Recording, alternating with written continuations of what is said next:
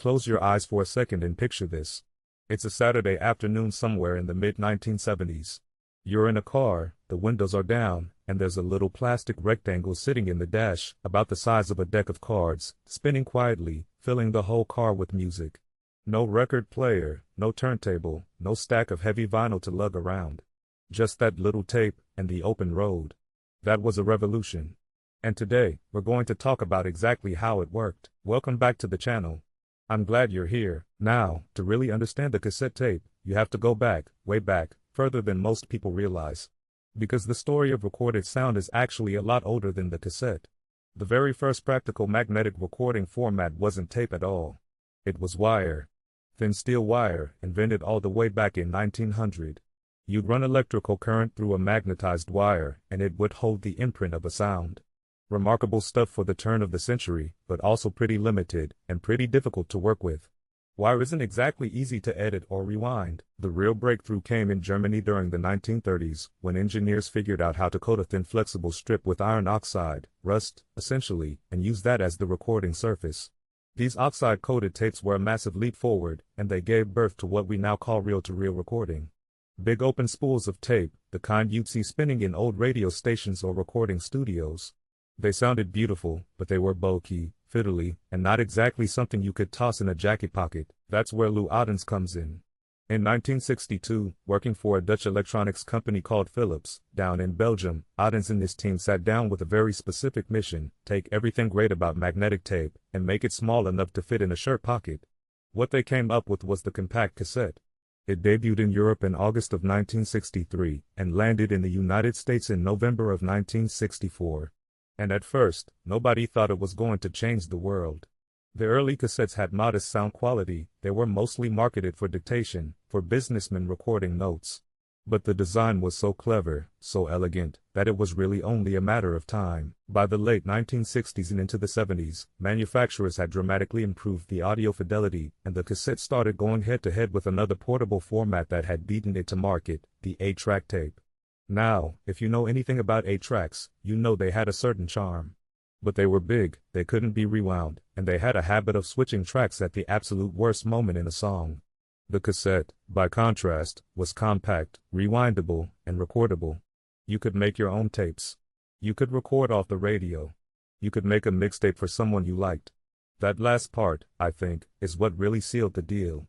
The cassette didn't just change how people listened to music, it changed how people shared it. And that's a beautiful thing. So let's talk about what's actually happening inside that little plastic shell, because this is where it gets genuinely fascinating. The secret to the whole thing is something called ferromagnetism. Now, that sounds complicated, but the principle is wonderfully simple. The tape itself is just a long, thin strip of plastic, a base material, really, coated with a very fine powder made of ferric oxide. Iron oxide. Rust, in its most useful form. And iron oxide has this remarkable property: when you expose it to a magnetic field, the tiny particles in that powder line up and stay lined up. They hold the shape of the magnetic field that passed through them. Permanently. Or at least, until another magnetic field comes along and rearranges them. That's it. That's the whole trick. Sound goes in as an electrical signal, gets converted into a magnetic field by the record head, a tiny electromagnet inside the player, and that field leaves a lasting imprint on the iron oxide coating as the tape moves past it. When you want to play it back, the process runs in reverse. The magnetized particles on the tape generate a tiny electrical signal as they pass the playback head. That signal gets amplified, and out comes the music. It's physics working for you, elegantly and invisibly, every single time you press play. And because the particles can be rearranged, the tape is completely erasable. Pass a strong, constant magnetic field over it, which is what the erase head in a tape player does before recording, and the whole thing wipes clean, ready to start fresh. This same underlying technology, by the way, went on to power VCR tapes, floppy disks, and the hard drives that stored the first generation of personal computer data. The cassette wasn't just a music format. It was a proof of concept for the entire magnetic storage industry. Now, let's open one of these things up and look at what's inside, because the physical design of a cassette is one of my favorite examples of elegant engineering. It really is simple to the point of being beautiful. You've got two halves of a plastic outer shell, that's your housing, your protection. Inside, there are two spools, or reels, which the tape winds around. Between the reels, the tape runs along a path guided by two small rollers, called tape guides, that keep everything aligned and moving smoothly. And right in the center, pressed up against the tape, is a tiny felt pad, the pressure pad. This little piece of felt might seem insignificant, but it's doing critical work. It presses the tape firmly against the player's record and playback head, ensuring solid, consistent contact.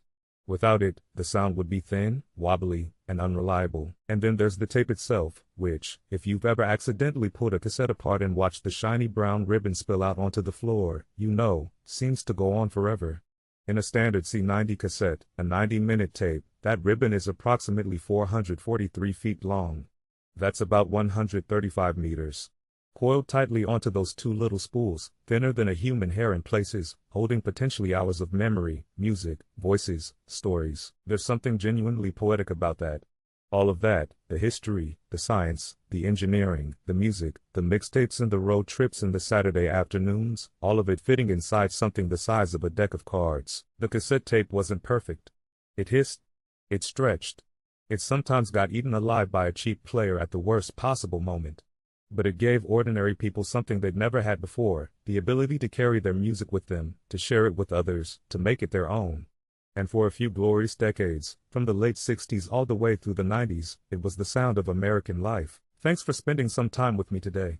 If you enjoyed this one, stick around, there's a lot more vintage Americana history where that came from. And hey, go dig out an old cassette if you've got one. Give it a listen. I think you'll find it sounds a little richer now that you know exactly what's happening inside.